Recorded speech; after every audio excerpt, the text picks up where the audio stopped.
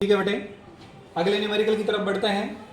अगला न्यूमेरिकल हमें connected mass system का दिया हुआ है। थोड़ा ध्यान से आप समझने की कोशिश करेंगे। हमें एक रिजिड सपोर्ट के साथ एक पुली और पुली के ऊपर से एक रस्सी के साथ बंधे हुए दो मासेस, पहला मास m1 और दूसरा मास m2। कोई डाउट है किसी बच्चे को? और ये भी दिया हुआ है कि जो मास m2 है वो एक्सेलरेशन a से नीचे की तरफ जा रहा है। अगर मास m2 एक्सेलरेशन a से नीचे जा रहा है तो m1 ऊपर की तरफ जा रहा है। Very simple it is. अब ये क्या कह रहे हैं, अब क्वेश्चन क्या दिया हुआ है, the masses of the pulley and the thread are negligible. Pulley और थ्रेड जो धागा है इसको मासलेस मान रखा है हमने। And friction is absent, frictionless भी माना हुआ है। Find the acceleration of the centre of mass of the system. इसका मतलब ये जो m1 और m2 है इन दोनों का सेंटर ऑफ मास कहीं ना कहीं होगा ना। जैसे मान लीजिए कि इन दोनों को अगर हम ज्वाइन कर दें, ये इन दोनों ज्वाइन करेंगे, इन दोनों का सेंटर ऑफ मास मान लीजिए यहाँ कहीं है, तो ये कह रहे हैं कि इसका सेंटर ऑफ मास, जैसे ये पार्टिकल नीचे जाएगा ये पार्टिकल ऊपर जाएगा, तो ये हैवी पार्टिकल है नीचे आ रहा है तो सेंटर ऑफ मास नीचे की तरफ शिफ्ट होगा कि नहीं होगा?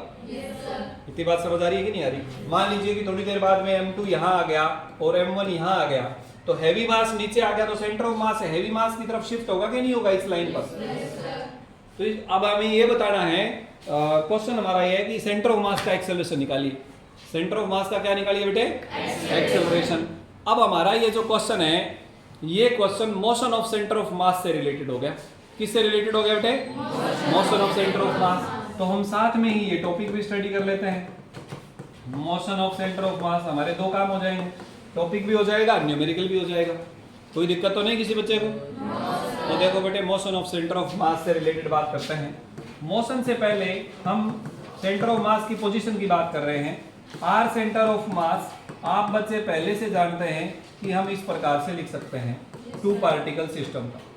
और जो फार्मूले टू पार्टिकल सिस्टम पर लगेंगे ठीक वैसे ही फार्मूले एन पार्टिकल सिस्टम पर लगेंगे।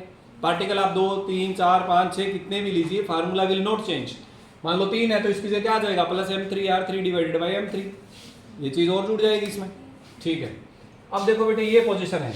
अगर आपको किसी बॉडी की पोजीशन पता हो और उसकी वेलोसिटी निकालना हो तो हम क्या करते हैं? डिफरेंशिएशन पढ़ाया था क्या आपको? क्या उसमें ये बताया था कि वेलोसिटी निकालना हो, पोजीशन दे रखा हो तो क्या करना है? क्या बताया था? Velocity of centre of mass will be given by d/dt of r centre of मास। बोलो हाँ या ना? डिस्प्लेसमेंट का टाइम के विद रिस्पेक्ट टू डिफरेंशिएशन कर दें अगर हम, तो वेलोसिटी आती है कि नहीं आती बेटे?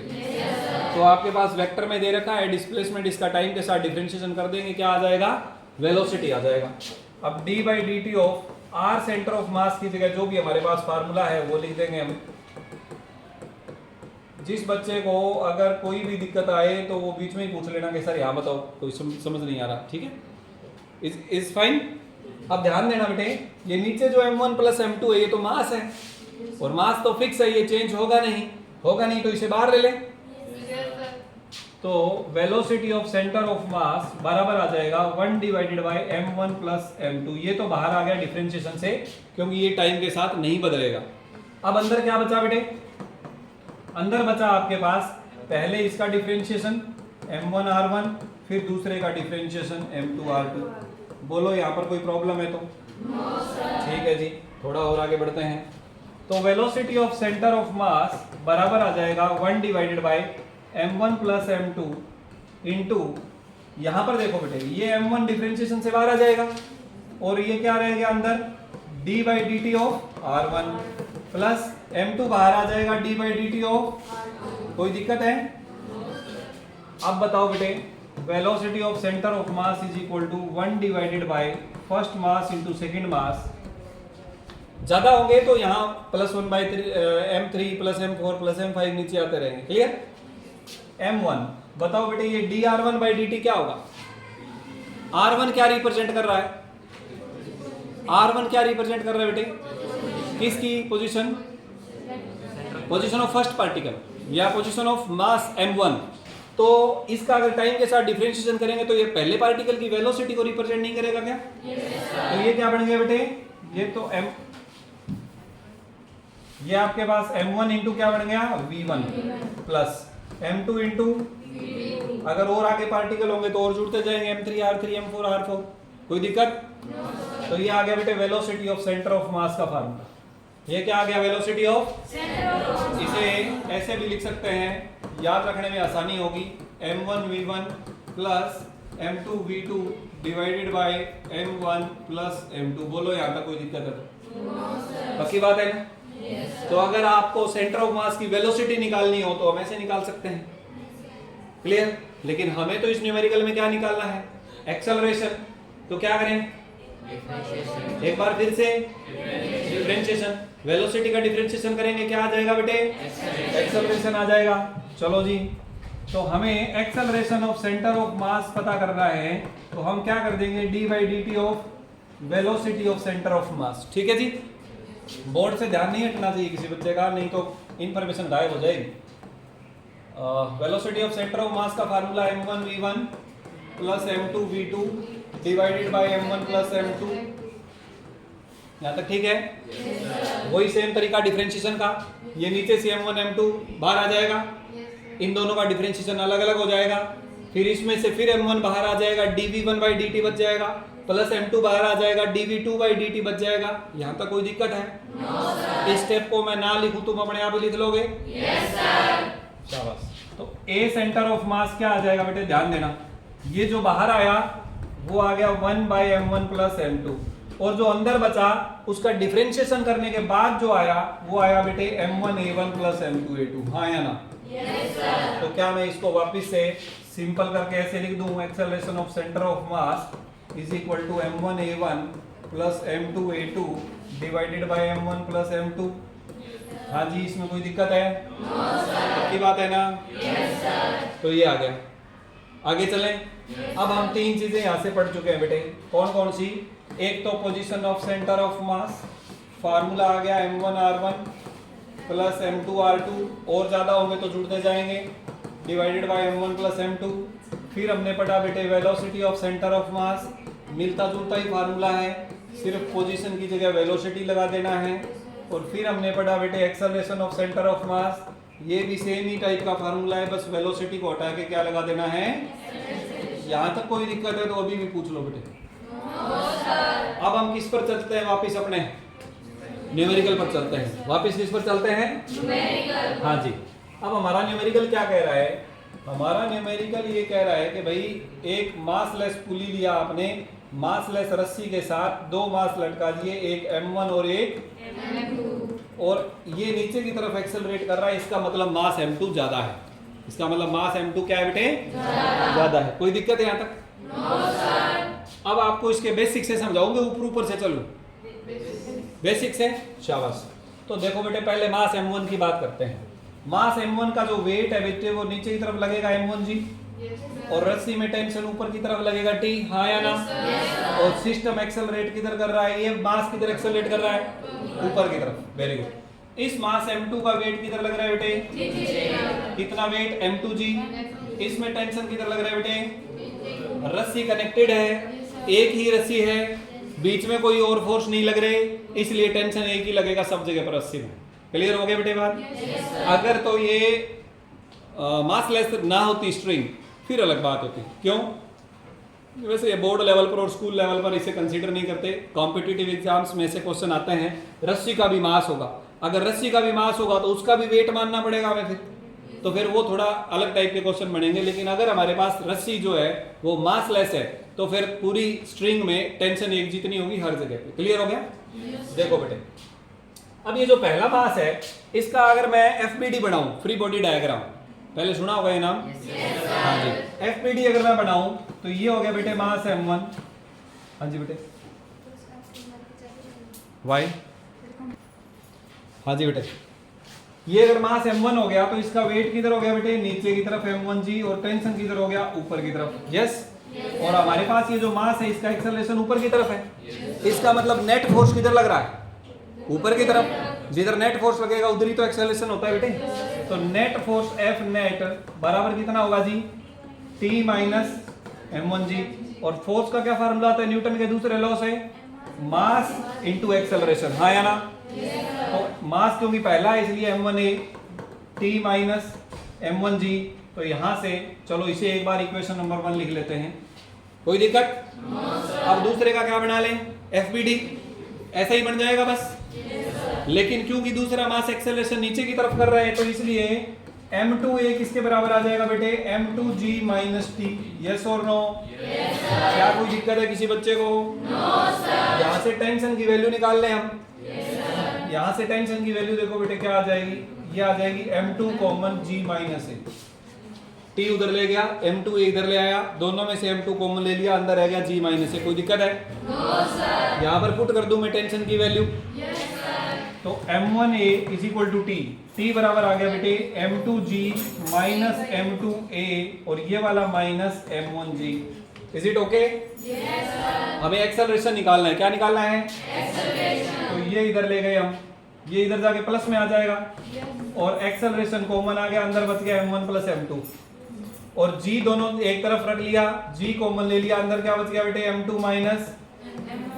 अगर एक्सेलरेशन a की बात करें तो यहाँ से ये आ जाएगा बेटे m2 minus m1 divided by m2 plus m1 multiplied by g। बोलो समझ आया? Very important formula of acceleration for connected mass system. ये जो पुली वाला सिस्टम है उसमें एक्सेलरेशन का ये फार्मूला। मैं आपको कह रहा था कि अगर ऊपर से चलने का आप कहते बेसिक की बात नहीं करते तो मैं सीधा ये फार्मूला लिखवाता आपको। आपने कहा बेसिक में चलना है तो ये फार्मूला हमने डिराइव कर लिया। क्लियर होगी बात? तो एक्सेलरेशन बराबर क्या आया बेटे, m2 minus m1 divided by m2 plus m1 into g। Is it okay? Yes sir. ठीक है जी। अब यहां से ना हमारे इस क्वेश्चन से रिलेटेड बातचीत तो है नहीं, बट फिर भी इस टॉपिक से रिलेटेड है तो एक एडिशनल इंफॉर्मेशन और बता देता हूँ। कई बार टेंशन निकालने का बोलते हैं। क्या निकालने का बोलते हैं? टेंशन। अगर टेंशन निकालना हो तो फिर ये एक्सेलरेशन की वैल्यू उस फार्मूले में पुट कर देंगे टेंशन वाले में। ये रहा टेंशन का फार्मूला। तो टेंशन का क्या फार्मूला है बेटे, T is equal to m2g minus a और a का क्या फार्मूला है बेटे, m2g minus m1g divided by m2 plus m1। बोलो यही तो है? तो टेंशन बराबर क्या आ जाएगा, ध्यान देना, m2 यहाँ पर एलसीएम आ गया बेटे m2 प्लस m1, ये इधर जाके मल्टीप्लाई हो गया m2g plus m1g minus m2g minus m1g। Clear है? तो ये तो आपके पास टेंशन इज इक्वल टू 0 आ गया। 0 तो नहीं आएगा। देखो बेटे क्या गड़बड़ी हुई है, ये माइनस है ना, ये ऐसे है तो ये माइनस प्लस हो जाएगा तो m1g कहाँ जाएगा, प्लस हो जाएगा। तो मैं कह रहा था टेंशन 0 तो नहीं आएगी। ठीक है, अब ध्यान दो बेटे क्या कैंसिल हो रहा है भाई, m2g कैंसिल, कौन बच गया, m1g बच गया। कितना, 2 m1g और बाहर कौन पड़ा है, डिवाइडेड बाय, ये टेंशन का फार्मूला आ गया। ये किसका फार्मूला आ गया, क्या फार्मूला है, 2m1 m2 divided by m1 plus m2 whole multiplied by g। Clear हुआ? Yes sir. ये नोट कर लो, फिर अपने क्वेश्चन पे चलते हैं। आप लोग सोच रहे होंगे कि सर ने बात तो क्वेश्चन से शुरू करी थी पर क्वेश्चन पर तो हम आ ही नहीं रहे हैं, सोच रहे हो? चलो फिर क्वेश्चन पर आ जाते हैं। डायग्राम कहाँ गया हमारा, ऊपर है, ठीक है। अब ये हमारा डायग्राम है और हमें एक्सेलरेशन निकालना है। क्या निकालना है बेटे, एक्सेलरेशन सेंटर ऑफ मास का। किसका, सेंटर ऑफ मास का। Acceleration of centre of mass का फार्मूला तो आप बच्चे मुझे बता ही सकते हो ना।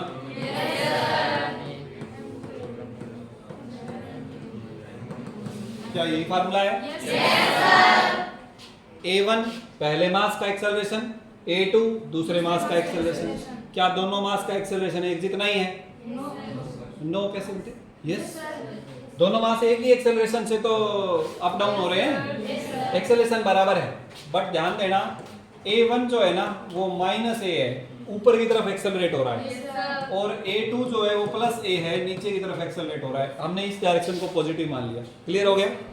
तो एक्सेलरेशन ऑफ सेंटर ऑफ मास क्या आ जाएगा बेटे, ध्यान देना, m1 इंटू A1, A1 की जगह क्या लिख दूं, minus A, plus m2 into A2 की जगह क्या लिख दूं, प्लस A, डिवाइडेड बाय क्या आ जाएगा बेटे, m1 प्लस m2। अब यहाँ से हम क्या कर देते हैं, A को कॉमन ले लेते हैं। क्या कर लेते हैं बेटे, तो अंदर क्या आ जाएगा जी, m2 minus m1 into A।